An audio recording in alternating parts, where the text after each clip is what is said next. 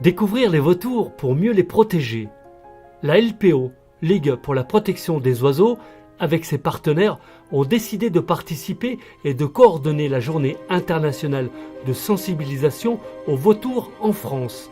L'objectif de cette journée, faire connaître et sensibiliser un public le plus large possible sur les nécrophages de notre pays, sur les caractéristiques exceptionnelles de chacune des 4 espèces de vautours.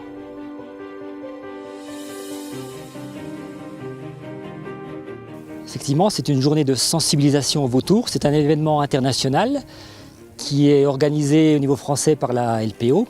Et donc le Parc national de la Vanoise a décidé de s'associer à cet événement et a proposé aujourd'hui une sortie ouverte au public au-dessus du village de Bessan où un dortoir de vautours a été repéré depuis plusieurs années.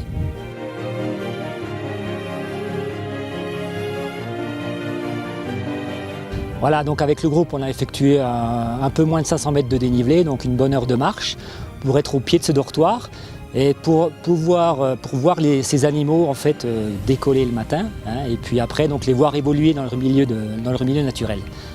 Installés hors des limites du Parc national de la Vanoise, nos observateurs équipés d'appareils à photo, de jumelles et longue vue lorgnent les dortoirs des charognards.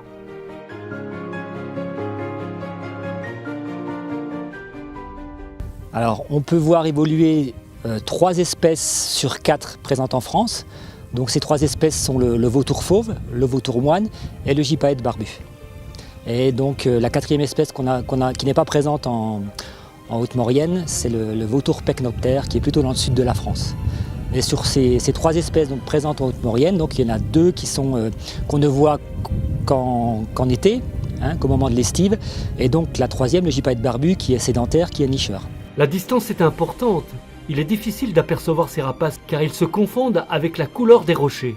Alors effectivement, j'ai un petit peu testé la distance à garder par rapport à ces oiseaux qui sont assez farouches.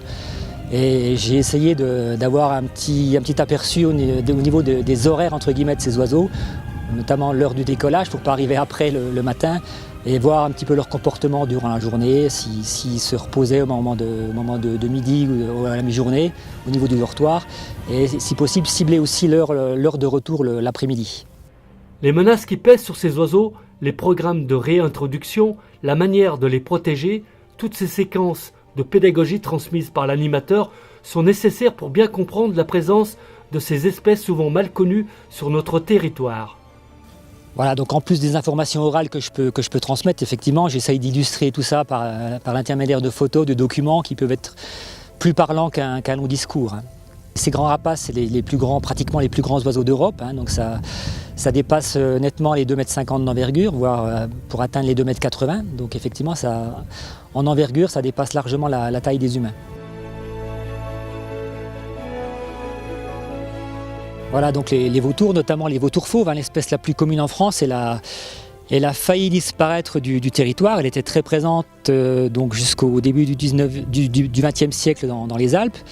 Elle a subsisté jusque dans les années 45-50 dans les Causses, donc sud du Massif central, et n'a subsisté qu'un seul noyau une dizaine de couples dans les Pyrénées, donc dans la vallée d'Ossau. Et c'est seulement à partir des années 80 que l'espèce vautour fauve a été réintroduite d'abord dans les Cévennes et ensuite à partir des années 90 dans d'autres massifs alpins et les massifs notamment préalpins du sud, dans les Baronnies, le Diois.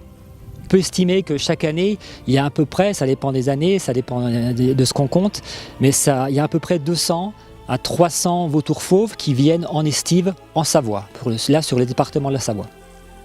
Ces grands oiseaux nomades vont commencer à partir au début de l'automne, voire mi-août.